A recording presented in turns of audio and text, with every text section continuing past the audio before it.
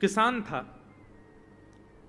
बड़ा भोला भाला, अनपढ़ था, ज्यादा पढ़ा लिखा नहीं था। किसान अपने खेत में खेती कर रहा था, तभी एक महात्मा उसके खेत में आ गए और महात्मा आके बोले, भाई हमको कुछ भोजन प्रसाद पवाओ। किसान बोला, अरे महात्मा आए भैया, इनको प्रणाम करो। किसान ने उनको प्रणाम किया, प्रणाम करके महाराज उनको भोजन प्रसाद पवाया और कहा, महात्मा जी आप आए हैं, मुझे कोई गुरु मंत्र दे जाओ।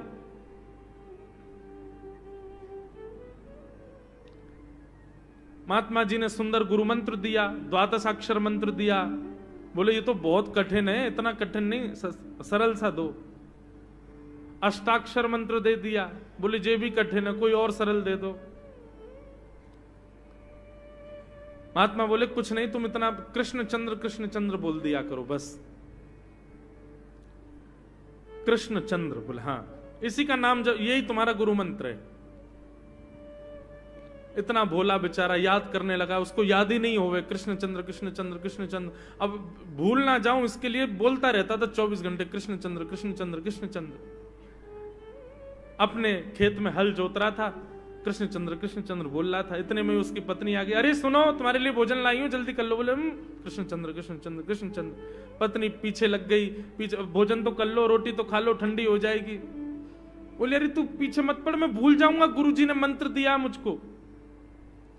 पत्नी बोली, अच्छा एक काम करो, आप भोजन कर आओ, तब तक आपके नाम को मैं रट लेती हूं, मैं उसको संभाल लूंगी, पर जैसे ही आप आओगे फिर आपको सुना दूंगी, आप कर लेना। वो ठीक है। बोले क्या बोलना है? बोले कृष्ण चंद्र। पत्नी बोली ठीक है। अब कृष्ण चंद्र बोलने लगी पत्नी, कभी कहीं जाए कभी कहीं जाए, कुछ करे। वो कृष्ण चंद्र बोलते बोलते घसीटे चंद्र हो गया। लौट करके अपने पति के पास, पति बोल, हाँ वो मैं भोजन कर लिया, जल्दी गुरु मंत्र सुना दे मुझको, क्या था मैं तो भूल गया। बोले घसीटे चंद्र। वो उसी से ही हल जोतने लगा, घसीटे चंद्र घसीटे चंद्र घसीटे चंद्र। आकाश में वैकुंठ में बैठे हुए वैकुंठनाथ भगवान प्रसन्न हो गए और प्रसन्न होकर बोले, लक्ष्मी जी हम जा रहे हैं। बोले कहां? बोले एक किसान का उद्धार करने जा रहे हैं, उसको वैकुंठ लेके आएंगे। लक्ष्मी जी बोली, आपका अशुद्ध नाम बोल रहा है वो, आपका अशुद्ध नाम उच्चारित कर रहा है वो, और आप कह रहे हो कि इसका कल्याण करूंगा मैं।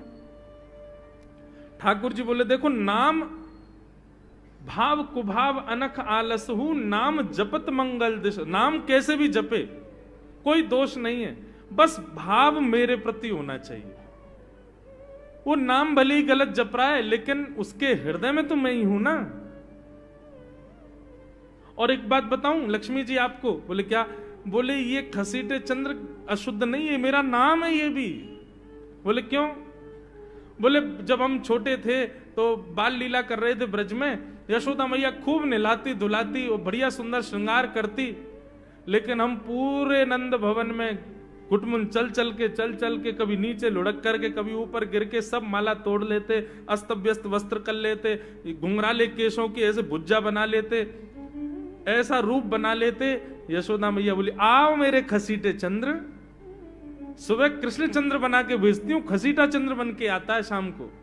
तो बोले तब यशोदा मैया ने हमारा नाम रखो खसीटे चंद्र, तो इसलिए शुद्ध नाम है। तो ठाकुर जी के बहुत सारे नाम हो गए, कनुआ, गोपाल, गोविंद, माधव, कन्हैया।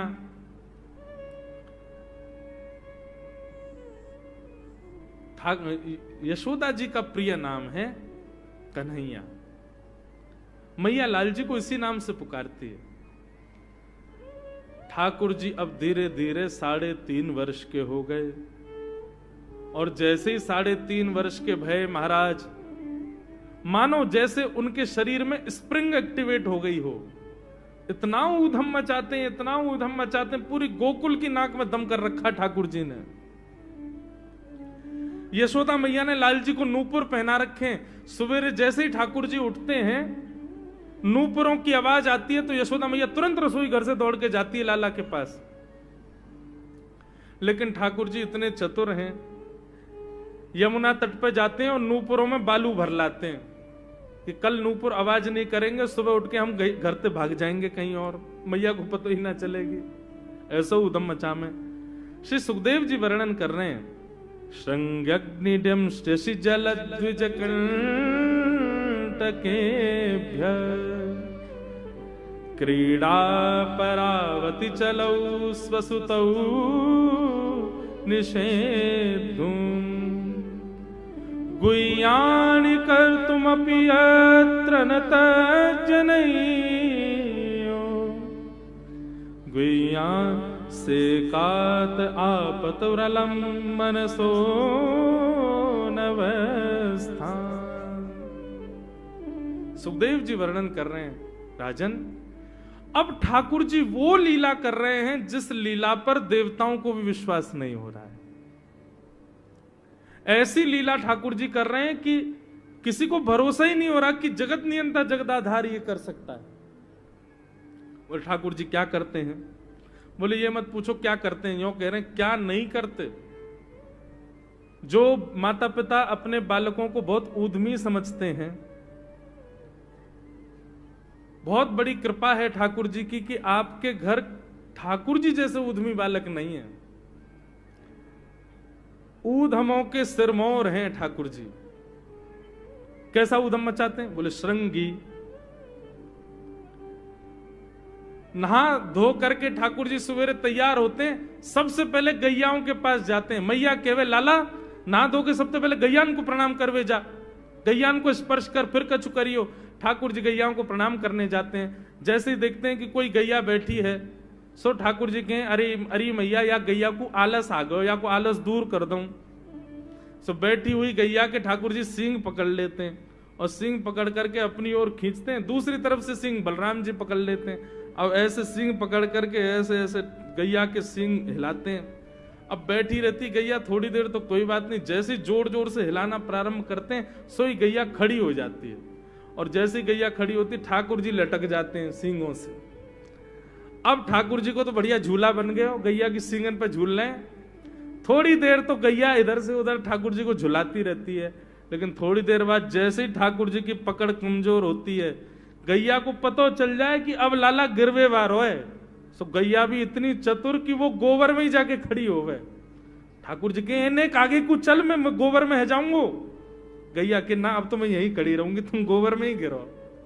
और सो ही ठाकुर जी को हाथ छूट जा, मैया मैया बचाइयो, देख जे गैया मुंह को गोबर में फेंक रही है।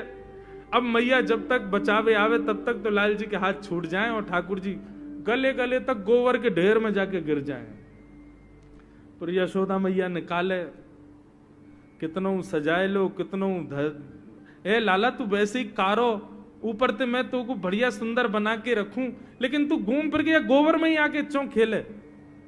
मोकू तो लगे तू पूर्व जन्म को सूकर दिखे। ठाकुर जी मंद मंद मुस्कुरा रहे, हाँ मैया जे बरा भगवान को अवतार भयो ना, जाने पृथ्वी की रक्षा करी हिरण्याक्ष थे। भैया बोली हाँ वो मैं ही तो हतो, मैं जय जय हूं मैया, वो बरा भगवान ही जय जय, वही जय जय तेरे यहाँ लाला बन के आयो है। यशोदा मैया के बातन ने मत बनाए कर, नेक नेक बड़ो है क्यों बोलवो सीखो, ऐसी बात बनावे, जय जय बोले अपने आप पे, नहावे धोवे है ना है, मोह पहुंचे ना है, मैं जय जय हूं। ऐसी मधुर लीला ठाकुर जी कर रहे हैं। आकाश में 33 कोटि देवता ये लीला देख करके अपने नेत्रों पर विश्वास नहीं कर रहे। ऐसे मधुर ठाकुर जी। श्रृंगी अग्नि ड्यमष्टि। एक दिन नंद भवन में गैया ब्याह गई। जैसे ही गैया ब्याई, ठाकुर जी जैसे ही गैया ब्याती है तो ठाकुर जी वहीं खड़े हो जाते हैं। और बंधुओं शास्त्रों में आज्ञा है कि गाय जब ब्याह रही हो, बछड़े को जन्म दे रही हो या बछिया को जन्म दे रही हो, उस समय गैया जो होती है वो दो मुखी हो जाती है। एक मुख तो सामने है, और जब जन्म देती है तो बछड़ा या बछिया उसका मुख जब बाहर आता है तो दो मुखी हो जाती है। ऐसी दो मुखी गैया की जब आप परिक्रमा करते हो तो पूरे ब्रह्मांड की परिक्रमा का फल प्राप्त होता है। तो ठाकुर जी का नियम है, नंद बाबा की उंगली पकड़ के खड़े रहे, जैसे ही गैया ब्यावे वारी हो तो वाकू सहलाते रहे, जैसे ही गैया ब्यावे वारी हो, जैसे ही बछड़ा बाहर आवे सोई ठाकुर जी वाकी परिक्रमा कर ले, परिक्रमा करके दंडवत प्रणाम करें, वाकू वाकी चरण रज को माथे से लगा में, और बछड़ा जन्म ले सो वाकू नवा में दुआ में वाकू अपने गरे से लगा में। एक दिन ठाकुर जी जोर जोर से रोने लगे। बछड़ा जैसे ही जन्म लियो बछड़ा ने, ठाकुर जी रोने लगे। नंद बाबा शांत करा में नहीं माने, बलराम जी ने शांत करायो नहीं माने। यशोदा मैया गोद में लेके बैठी, बोले लाला का भयो, तू रो क्यों रोए? बोले मैया मेरे संग बहुत बुरा भयो। यशोदा मैया बोली कहा भयो? बोले गैया के बछड़ा ने जन्म लियो। मैया बोली तो वाह बछड़ा को मैंने मुंह खोल कर देखो, वाह के सबरे दांत निकरे आए। मेरे जन्म को 3 साल है गए, अभी तक 4 ही दांत निकरे मैया। वो टूट जाए डेमस्टी रो रहे हैं अपने दांतन को, मेरे दांत चौना निकल रहे सबरे। बाप बछड़ा के जन्म लेते सबरे दांत आ गए, मेरे दांत चौने ही आ रहे हैं। यशोदा मैया ऐसी मधुर बात सुनकर के लाल जी को हृदय से, फिर झूठी झूठी कहती मैया कहती लाला तू दूध ना पीवे ना, पूरे दिन मक्खन खावे, मक्खन चीकनो होवे, दांत निकरे चिकनो है कि सुई पेट में चलो जाए, तू दूध पिए कर। कबहू भड़ेगी चोटी मैया मोरी, कबहू भड़ेगी चोटी। कभी अपनी चोटी पकड़ के रोते मैया मेरी चोटी चौना भर रही। बलराम की चोटी देखो कैसी नागिन जैसी चोटी है वाकई, और मेरी चोटी कैसी है मैया, नेक सी पतरी सी। मैया बोले लाला तू दूध ना पीवे, दूध ते चोटी बढ़े। बलराम में देखिए ऐसा जग भर के दूध पीवे। सो ठाकुर जी दूध को पात्र हाथ में ले में, अपनी चोटी खोल ले में, और फिर चोटी पकड़ करके दूध पी में, और दूध पीते पीते नापते रहे कितनी बड़ी भई कि ना भई अभी। ऐसी मधुर लीला ठाकुर जी करते हैं। ऐसी लीलाएं हैं ठाकुर जी की कि उन लीलाओं को सुनकर के जो ज्ञान के मार्ग को नहीं समझ पाते, जो वैराग्य के मार्ग को नहीं समझ पाते, जो ज्ञान और वैराग्य से ठाकुर जी को प्राप्त नहीं कर पाते, वो इन लीलाओं से ठाकुर जी के हो ही जाएंगे। ऐसी लीला है। और क्या करते हैं ठाकुर जी? बोले द्विजकंटकेभ्य। इतनी मधुर लीला है ठाकुर जी की।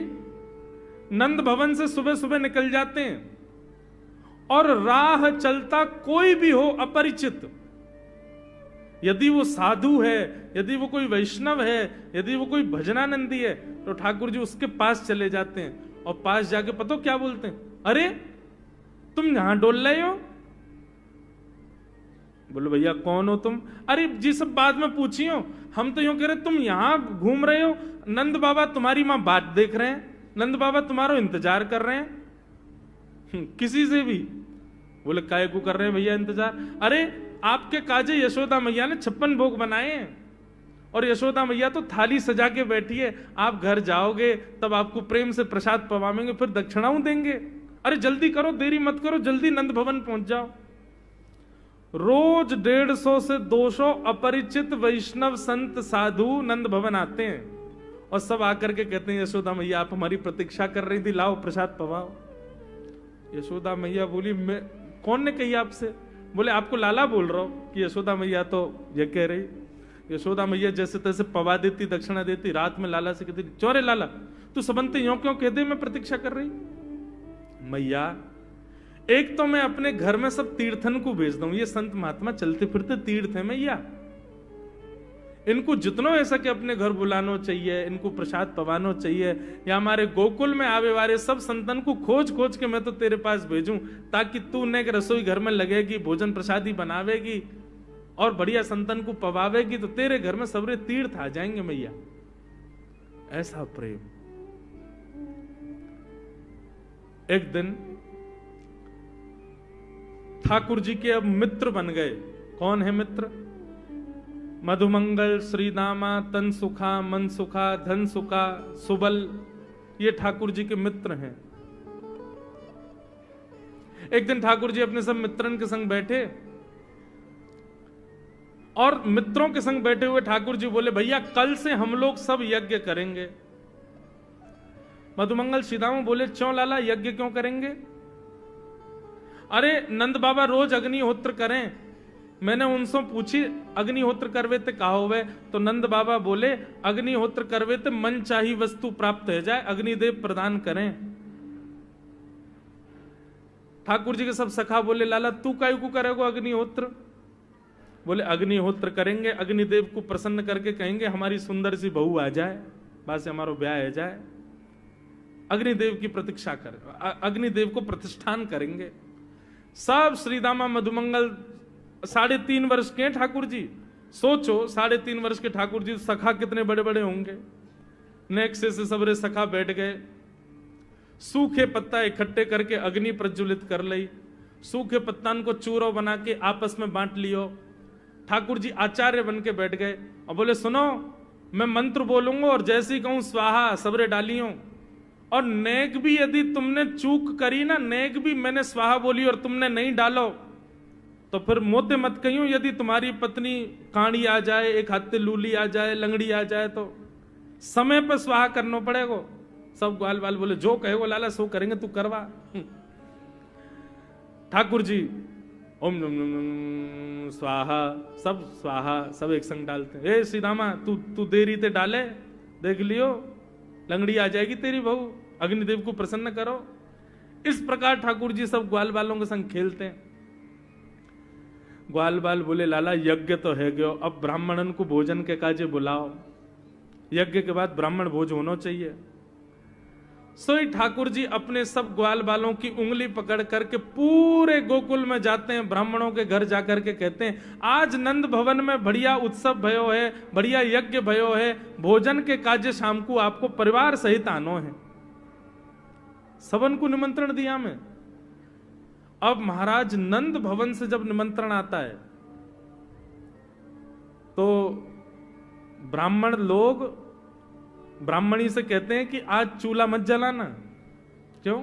अरे नंद भवन में भोजन की सूचना मिलती है तो 3 दिन से भूखे रहते हैं ब्राह्मण। क्यों? इतना खवाएंगे नंद बाबा, इतना खवाएंगी यशोदा मैया कि पेट भर जाएगा, 2 दिन तक भूख भी ना लगेगी, इतना भोजन करना पड़े।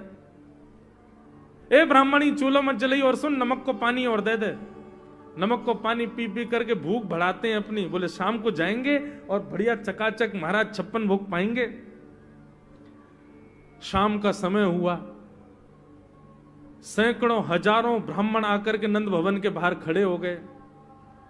यशोदा मैया ने अटारी से जैसे ही देखा इतने सारे ब्राह्मण, यशोदा मैया उतर करके आई, बोली आओ भगवान पधारो, सबन को जय श्री कृष्ण, सबन को प्रणाम। जे बताओ आज मेरे द्वार पर आप सबन को एक साथ आने को कारण कहा है?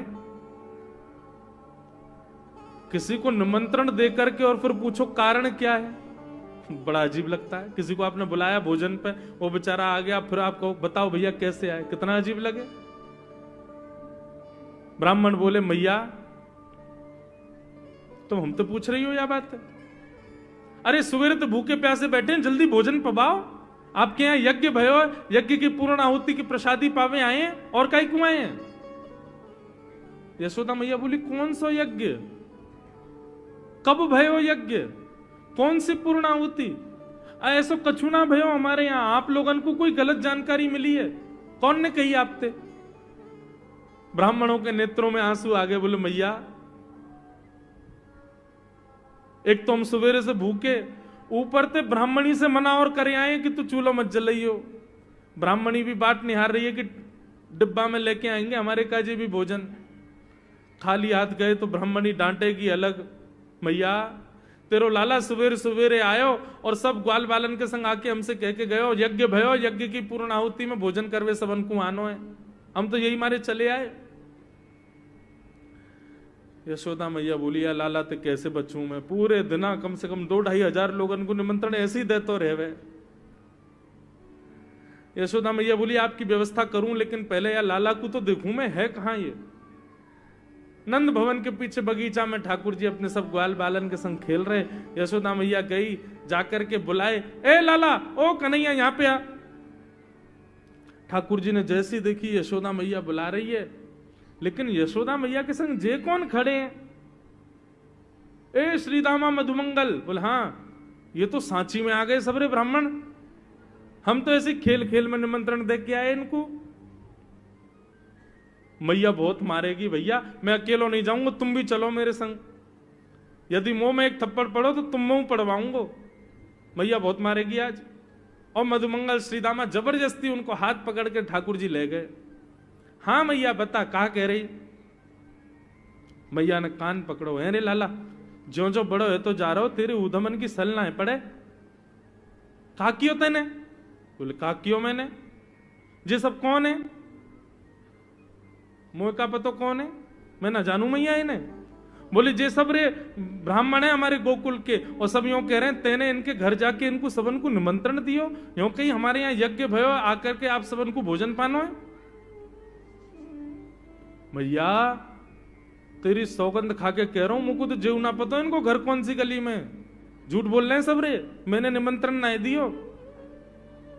ब्राह्मण सब बोले मैया देखो कैसो सफेद झूठ बोल रहे हैं आपके आगे। मैया बोली सच बता, तेने निमंत्रण क्यों दियो? तब ठाकुर जी बोले मैया बताऊं? बोले बता। बोले हम खेल खेल को यज्ञ कर रहे, वाह यज्ञ में सामग्री नहीं, वाह यज्ञ में मंत्र बोलवे वाले भी ना है, वाह यज्ञ में कोई ब्राह्मण भी ना हो, हम आपस में ही सब यज्ञ कर रहे। भाई यज्ञ के बाद ये मधुमंगल बोलो ब्राह्मण भोजन होना चाहिए, तो हमने इन ब्राह्मणों को न्योता दे दियो। मैया बोली अब ये ब्राह्मण आगे कहां पवाऊं? बोले मैया देख सीधी बात है, या में ज्यादा चिंता करने की कोई बात ही ना है। जब बिना मंत्र के, बिना ब्राह्मणन के, बिना यज्ञ सामग्री के हमारो यज्ञ है सके, तो ऐसे ये भी खाले खाली दोना लेके बोलते हैं हाँ भाई रसगुल्ला बहुत बढ़िया बनो है, ये देखो ओ हो मोहन थार तो बहुत ही बढ़िया बनी है, सब्जी तो पूरी कितनी बढ़िया लग रही है, खाली पत्तल लगा दे, खाली दोना लगा दे, और भाव से ये लोग भी पालेंगे है क्यों भोजन, भाव को यज्ञ भाव को भोजन। ब्राह्मणों को बंधुओं गुस्सा, ठाकुर जी की लीला पे किसी को क्रोध नहीं आता, सब हंस जाते। पर यशोदा मैया आधी रात में रसोई बनाती है, सब ब्राह्मणों को पवाती है, और इतना बनाती है कि उनके घर भिजवाती है।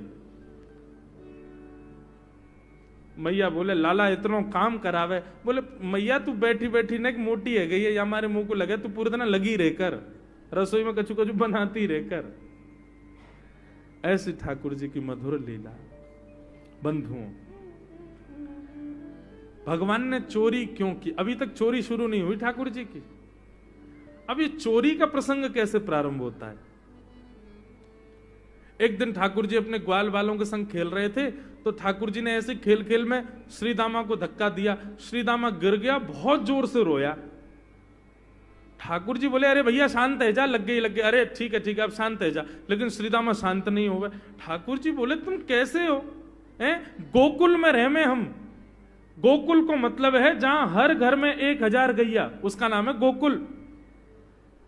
इतनी गैयान को दूध घी दही सब हमारे घर में होवे, अरे खा पी के न बढ़िया अपनी शरीर को बनाओ, खेल खेल में लगती रहे, इतनो रोवे को कहा मतलब है? तो श्रीदामा क्रोध में भर के बोला तू तो राजा को बेटा है लाला, तो को मक्खन खावे को मिले, घी खावे को मिले, दही पीवे को मिले, हम लोग तो बेचारे गरीब ब्रजवासी हैं, हम लोग जितनो दूध घी दही बना में सब कंस के लोग ले जामे हमारे यहां से। कंस ने ब्रजवासीन के ऊपर कर लगा रखो है, टैक्स लगा रखो है, कहा कि प्रत्येक ब्रजवासी को इतनो मटका भर के घी दूध दही सब मथुरा भेजनो पड़े, हम लोग घर में ना रख सकें, क्योंकि कंस के सिपाही जब आके हमारे घर की तलाशी करें, यदि इतने मटका हमारे घर को प्रसारित हैं, वहां से ज्यादा यदि हमारे घर में मिल गए तो मृत्यु दंड होगा हमारो। समझ रहे हैं बात? कंस ने पूरे ब्रजवासियों को कह रखा है कि हर घर में 4 मटकी से ज्यादा नहीं होनी चाहिए, उससे अधिक आने वाला दूध घी दही ये सब मथुरा भेजना है। और यहां हर ब्रजवासी के यहां 1000 गैया, और 1000 गैयाओं का जितना दूध घी दही होता है उसमें से 4 मटकी केवल घर में रहती हैं, बाकी सब मथुरा भेजना पड़ता है। या मारे लाला हम लोगन को खावे पीवे को ना मिले, तू तो राजा को बेटा है, तेरे नंद बाबा तो गोकुल के राजा हैं, या मारे तो को तो खूब छूट है, हम लोगन को छूट ना है। ठाकुर जी बोले ये बात है? बोले हाँ। ठाकुर जी बोले मेहनत करें हम, गैया को पाले हम, गैया को घास खवामें हम, गैया की सेवा करें हम, और दूध पीवे को वो राक्षस कंस।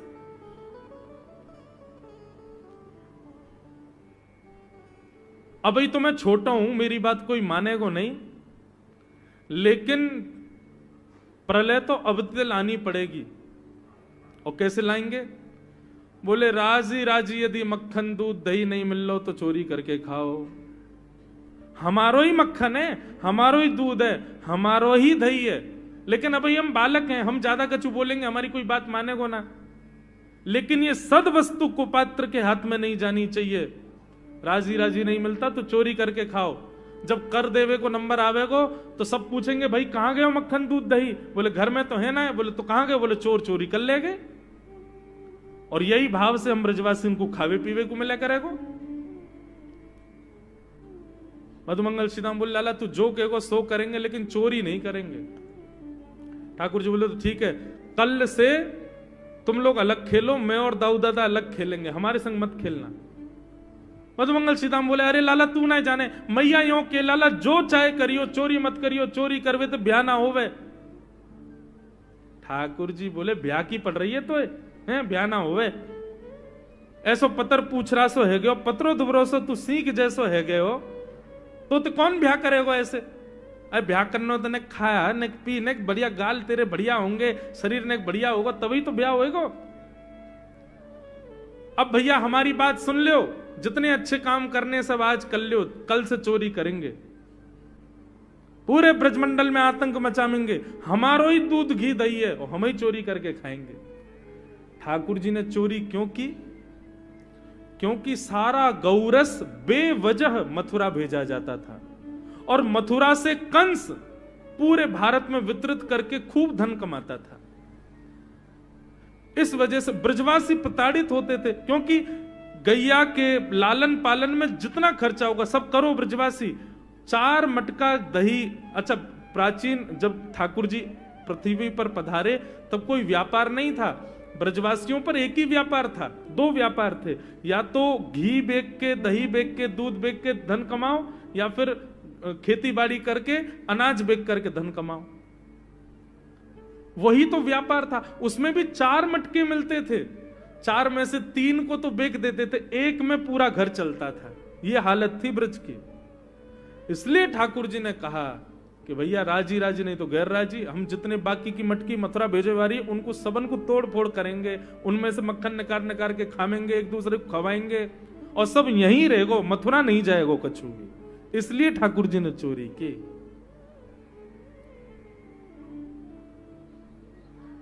ठाकुर जी बोले प्रैक्टिस मेक्स मैन परफेक्ट। सबसे पहले प्रैक्टिस अपने घर में ही कर लें कैसे करनी है चोरी। अगले दिन ठाकुर जी सवेरे उठे और देखने लगे यशोदा मैया देख तो नहीं रही, और ठाकुर जी चुपचाप गए महाराज जहां पर सारे मक्खन दूध दही रखे, वहां पहुंच गए गौरस भंडार में।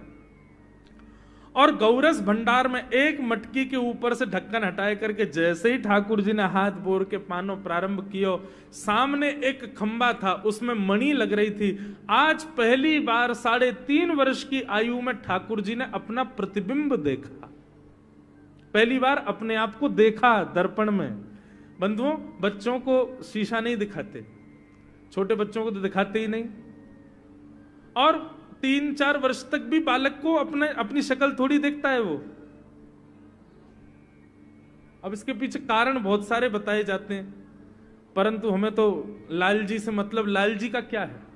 ठाकुर जी ने जैसे ही प्रतिबिंब में अपने रूप को देखा, अपने रूप को देख करके ठाकुर जी बोले हो तू भी आयो यहां चोरी करवे। अपने आप से ही बात कर रहे हैं ठाकुर जी। अरे मैंने कही तो हती अपने अपने घर में चोरी करनी है, तू दारी के मेरे घर में आगो चोरी करवे। ठाकुर जी अपने प्रतिबिंब से बात कर रहे हैं। अब गौरस भंडार में ठाकुर जी की आवाज गूंज रही थी और वो गूंजते हुए रसोई घर में जा रही थी। रसोई में मैया ने सुनी, बोले लाला कहां थे बोल लो है, उठ गयो कन्हैया, मुझको पतो भी ना चली, नूपुरन की आवाज ना आई। मैया दौड़ करके गई तो देखा ढूंढते ढूंढते गौरस भंडार में ठाकुर जी अपने प्रतिबिंब से बात कर रहे हैं। कितनी सुंदर झांकी है ठाकुर जी की। ठाकुर जी मक्खन पा रहे हैं। बोले अच्छा अब आ तो गयो है यहां पे, लेकिन सुन चुपचाप चोरी करके भाग जाइयो, मेरी मैया बहुत मारेगी तो को। बाकू यदि पतो चल गई तू चोरी कर रहा है तो को उखलते बांध देगी, मेरी मैया बहुत मारेगी, चुपचाप चोरी कर और निकल ले यहां से। ठाकुर जी चोरी की बात कर रहे थे, यशोदा मैया ने पीछे से सुनी, लाला ओ कन्हैया। ठाकुर जी घबरा गए, मैया कैसे आ गई? हाँ मैया, कौन से बात कर रहे हो तू? अरे मैया देख, हमारे घर में चोर घुसायो है। अपने प्रतिबिंब को दिखा करके ठाकुर जी कह रहे हैं, देख मैया हमारे घर में चोर घुसायो, जे चोरी कर रहे हो हमारे यहाँ के मक्खन की, तो मैया को पकड़वे आयो हूं। नन्हे से गोपाल जी, बहुत मधुर लीला। मैया हंस भी रही है और क्रोध भी कर रही। बोले अच्छा, जो चोरी कर रहे हो? बोले हाँ। चल याकू तो मैं पकड़ लूंगी, लेकिन जे बता तेरे हाथ में मक्खन कैसे लगो? तू तो याकू पकड़ भी आयो ना। अब मैया याकी मैं कहा बताऊं, तेने मेरे हाथ में पद्म राग के ऐसे ऐसे बढ़िया कंगन पहना रखे हैं, कड़ूला पहना रखे हैं सोने के। जब मैं धूप में निकलूं ना, तो धूप की किरण से मुंह को बहुत जलन है जाए हाथ में। तो कल मेरे सखा मधुमंगल ने मुझसे कही, बोले लाला जे जलन तेरी दूर रह जाएगी, तू मक्खन में हाथ बोर लियो अपनो, सोई तेरी जलन दूर रह जाएगी। या हमारे मैया जलन हटावे के काजे मैंने हाथ बोरो है। मैया बोली अच्छा, चल लाला यहां तो तेरे जलन है रही, और यहां मक्खन कैसे लगो? ठाकुर जी बोले मैया मैं अपनी जलन दूर कर रहा हूं। इतने में जन कहां थे, एक मक्खी आके मेरे मुंह पे बैठ गई। बाकू उड़ावे के काजे मैंने जैसे मुंह पे हाथ किया, सो मक्खन मेरे मुंह पे लग गो। मैया बोली लाला तू चोरी भी करन लगो और अब झूठ भी बोलन लगो मुझसे। मैया ने गोदी में बैठा लिए लाला। बोले लाला तू चोरी नहीं करेगो, तू मेरी सौगंध खा, तू आज के बाद चोरी नहीं करेगो। ठाकुर जी बोले ना करूंगा मैया, लेकिन एक वचन दे। बोले कहा चाहिए वचन में? बोले पहले वचन दे, जो मांगूंगा सो देगी। मैया बोली जो मांगेगा सो दूंगी, चोरी छोड़ दे। बोले सौ खाऊं पर घर ना जाऊं मैया, अब ना करूंगो चोरी, अब ना करूंगा मैया। पर सांची कह कब लावेगी, मोकू तो दुल्हन गोरी। मैया मैं चोरी छोड़ दूंगा, आज तो ही बंद, पर जो बता मेरा ब्याह कब करावेगी? मैया बोली लाला तू अभी नेक सो तो है, छोटो सो तो है, नेक बड़ो है, जा फिर तेरा ब्याह कर दूंगी। और ये ब्याह की तू कौन सिखावे तो को ब्याह की बात? बोले मैया ये श्रीदामा मोकू भरतो रे पूरे दिन, तू ब्याह कर ले, तेरी उम्र है गई, बुढ़ापा आ जाएगा। मैया बोली आप मधुमंगल है तो मैं बताऊंगी, है 3.5 बरस के छोरा तो करो बुढ़ापा आ जाएगा। अभी खड़ो है वो सीखो, अभी बोलना सीखो, यानी दांत भी पूरे ना आए और ब्याह की बात करे। बोले मैया मैं यो थोड़ी कह रहा हूं, मुझको बड़ी बहू लिया, छोटी सी लिया, इतनी बड़ी लिया कि जेब में धर के मैं गैया चरावे चलो जाया करूं, ऐसी बहू लिया मुझको। मैया बोली कैसी बहू चाहिए तो को बताइए ने, और तू जाने बहू कौन थे के? मैया बोले हाँ मैं जानू। ठाकुर जी बोले मैं जानू, मैं बहू कौन थे के? बोले जैसे नंद बाबा की तू बहू है, ऐसी मेरी बहू आ जाएगी। बहुत मधुर लीला है।